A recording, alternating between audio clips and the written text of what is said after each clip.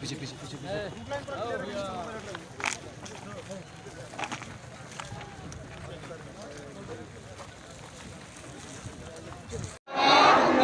झारखंड मुक्ति मोर्चा जिंदाबाद,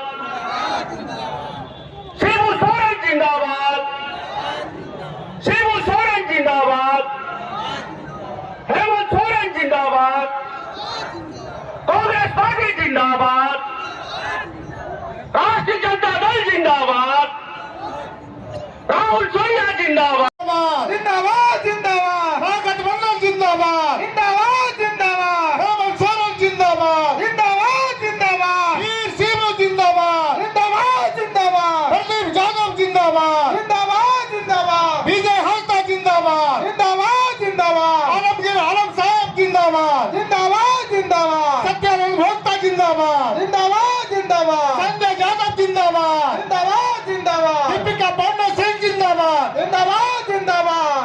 अब आप लोगों के बीच में हमारे मुख्यमंत्री, आप इसमें ग्राम सभा को की मान्यता आप लोगों ने खत्म कर दी है। इसको राज्य झारखंड सरकार नहीं मानने वाला है, क्योंकि अगर ये कानून लागू होगा यहाँ का आदिवासी समाप्त हो जाएगा। हमने इसका पुरजोर विरोध किया है।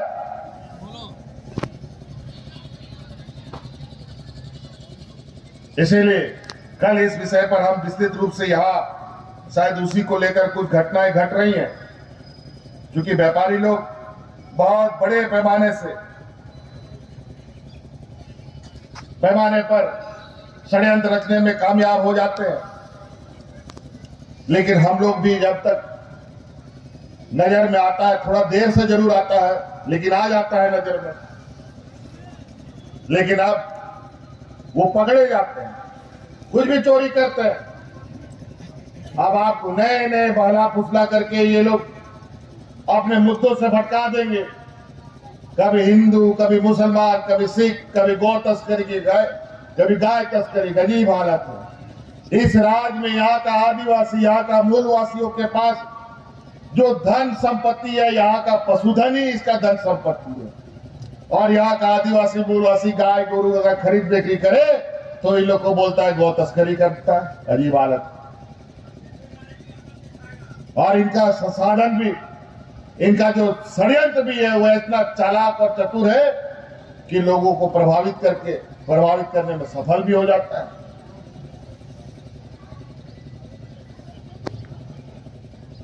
आज इसीलिए हमने भी सरकारी कार्यक्रमों के माध्यम से मुख्यमंत्री पशुधन योजना लागू किया। वो इसलिए किया है कि आज हमें जो जानकारी प्राप्त है, आपको मालूम होना चाहिए, यहाँ का बाल बच्चा जो जन्म ले रहा है, 40% से अधिक बच्चा कुपोषण का शिकार है। कमजोर बच्चा पैदा हो रहा है और 50% से अधिक महिलाएं खून की कमी का शिकार है। क्यों ये बीमारी आ गई? कहां से अब ये सांप आया? आज भी गांव में 80 साल, 90 साल, 100 साल का बूढ़ा बुजुर्ग लोग है, दादा नानी काकी कोई भी है, वो लोग अभी भी लाठी लेकर के खेत में जाता है। उन लोग कमजोर काहे नहीं हुआ?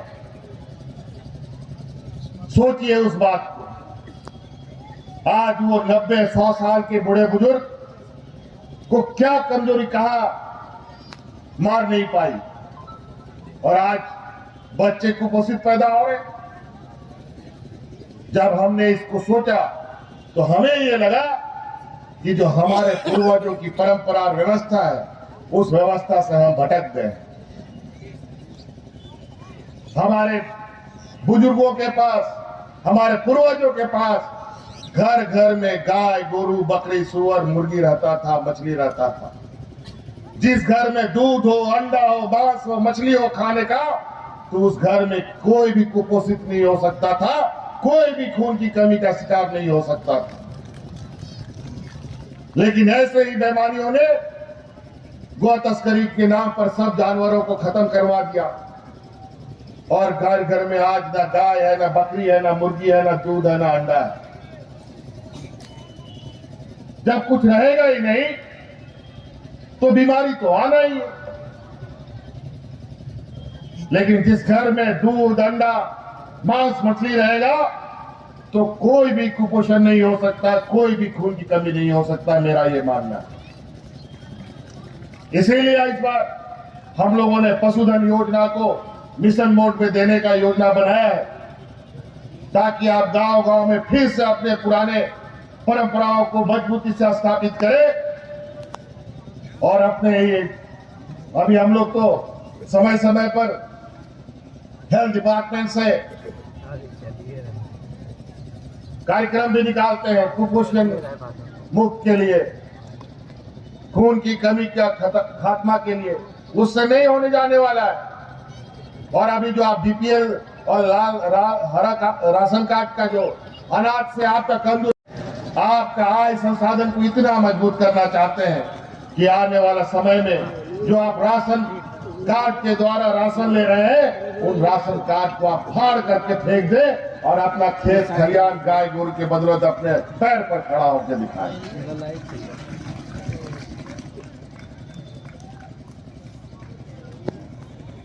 तो कई ऐसी बातें हैं दोस्तों जो मुझे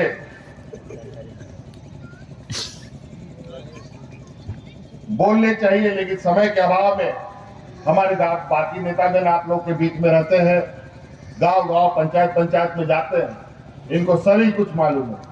ये आप लोग को विस्तृत रूप में बताएंगे। और अब गोबाबा बोया मिश्रा बजियाड़ा गुड़ित नायके को अब आने वाला समय में अब गांव-गांव, पंचायत में दवा का दुकान उपलब्ध कराने का हमने एक कार्य योजना तैयार किया है। गांव-गांव में अब पहले ब्लॉक कार्यालय या ब्लॉक के आसपास ही दवा का दुकान होता था, अब ऐसा नहीं होगा। अब आपका गांव, आपका घर के बगल में भी दुकान होगा। पहले वो दवा दुकान खोलने का जो व्यवस्था था, आपको फार्मासिस्ट होने का सर्टिफिकेट चाहिए था, लेकिन अब वो फार्मासिस्ट का सर्टिफिकेट को भी हम खत्म करने जा रहे हैं।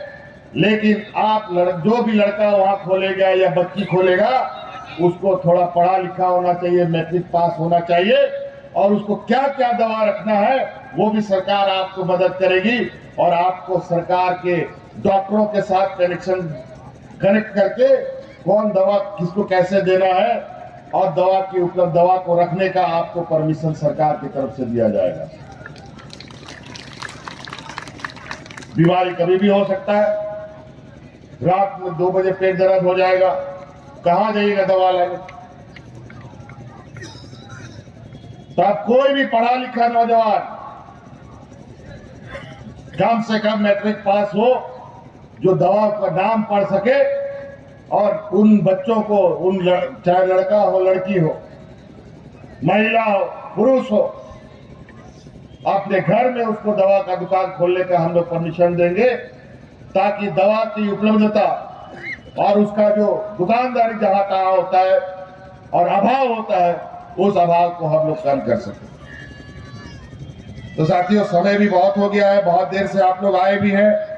आप लोगों ने बहुत जोश खरोश के साथ हमारा स्वागत भी किया, इसके लिए मैं आप सब लोगों को बहुत बहुत धन्यवाद दूंगा। और आपको हम बता दें, 3 साल सरकार के हुए, 2 साल तो हम लोग कोरोना में ही उठा पटक कर रहे थे।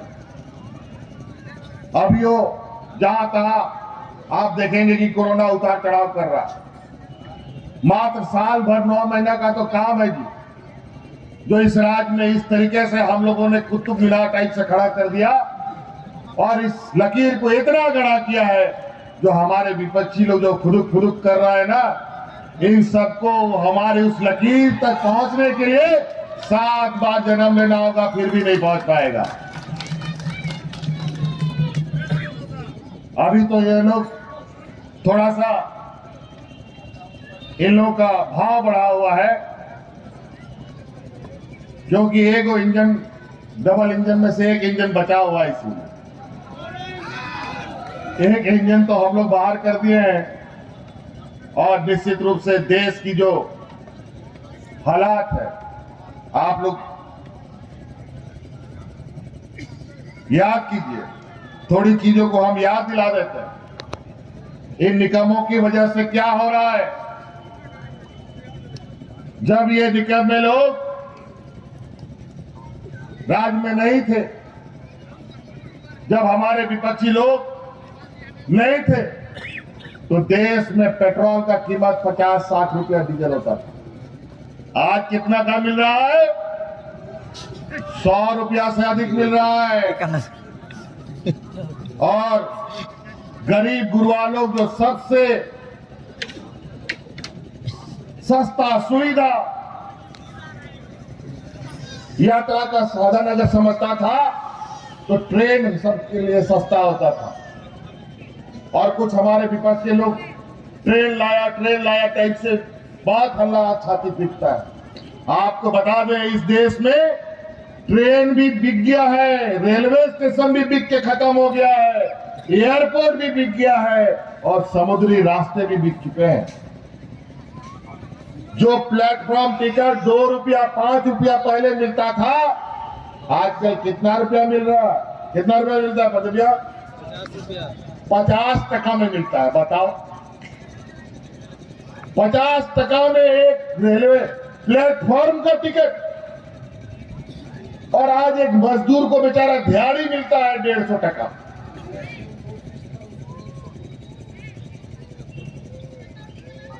एक मजदूर को दिहाड़ा 150 रुपया और 50 टका प्लेटफॉर्म टिकट।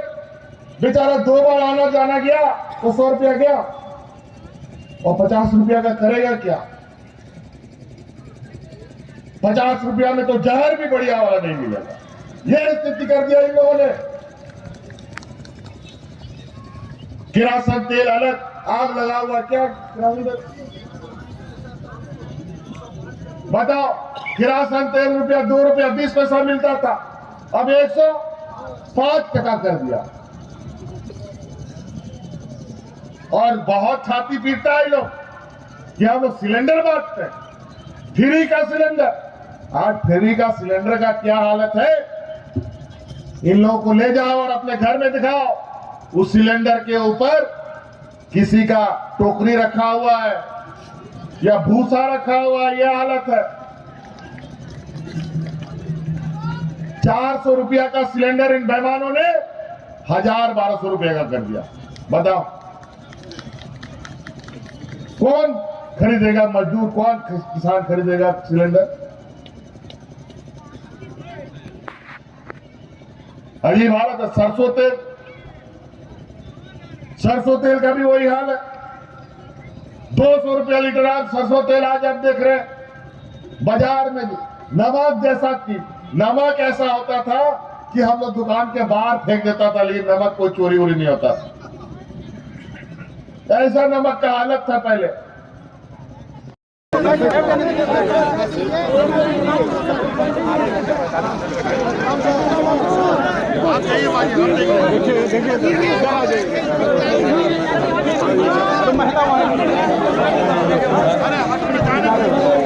देखिए